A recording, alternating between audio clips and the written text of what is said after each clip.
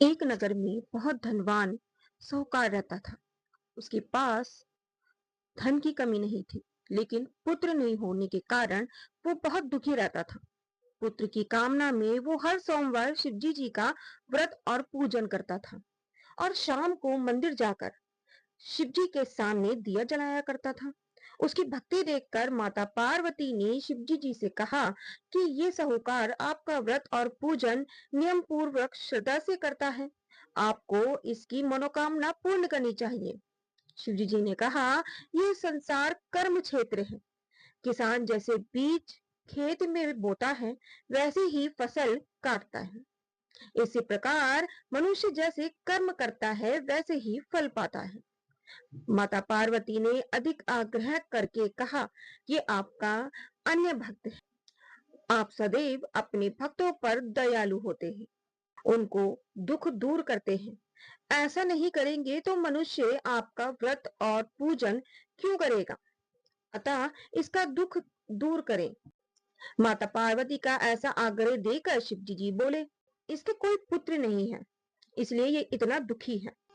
फिर भी मैं इसे 12 साल तक के लिए पुत्र का वर देता हूँ, लेकिन 12 वर्ष बाद उसकी मृत्यु हो जाएगी। मैं इसके लिए इतना ही कर सकता हूँ। माता पार्वती और भगवान शिव की बातें साहूकार सुन रहा था।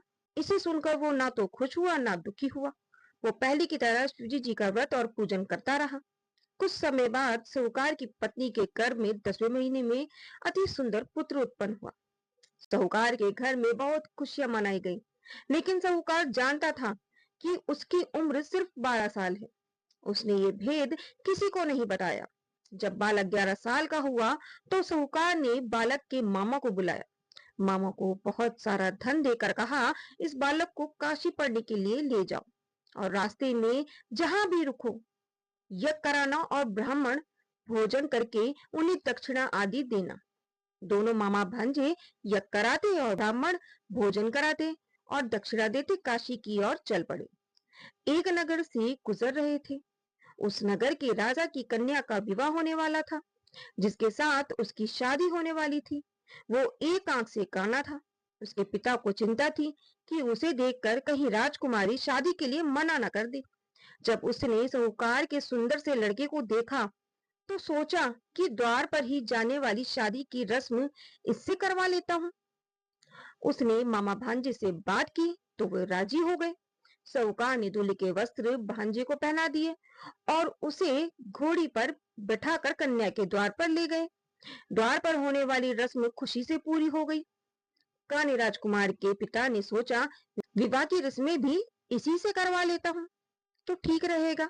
उसने मामा भांजे से फेरों तथा अन्य कन्यादान आदि की रस्में करवाने की प्रार्थना की और बहुत सा धन देने की बात भी कही। दोनों ने सहर्ष इसे मान ही लिया और ये रस्में भी हो गई।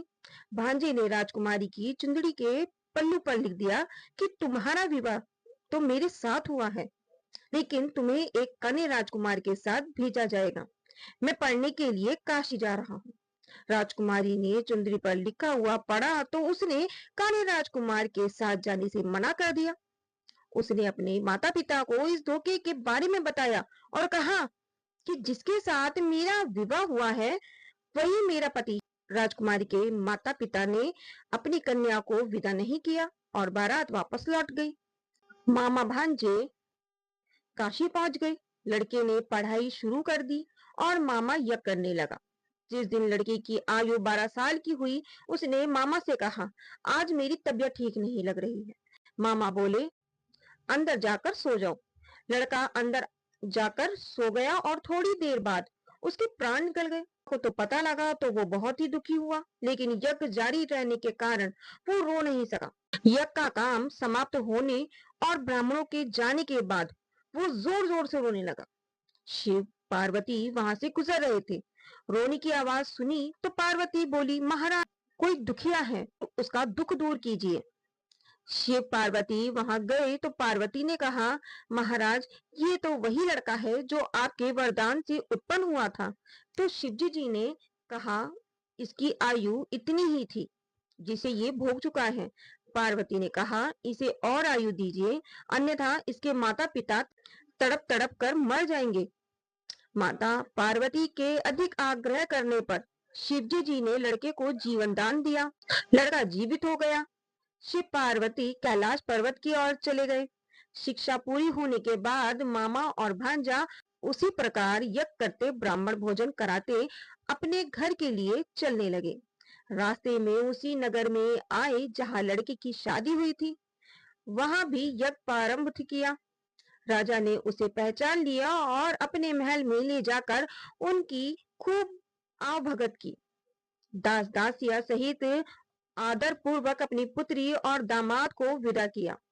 अपने शहर के निकट पहुंचने पर मामा ने कहा, मैं पहले जाकर तुम्हारे माता पिता को खबर कराता हूँ।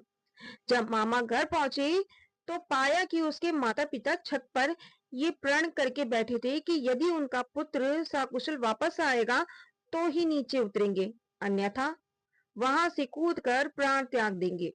लड़के के मामा ने जब उन्हें सारे समाचार सुनाए तो उनकी प्रसन्नता का ठिकाना नहीं रहा।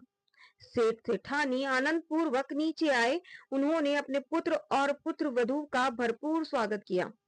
सभी खुशी खुशी रहने लगे।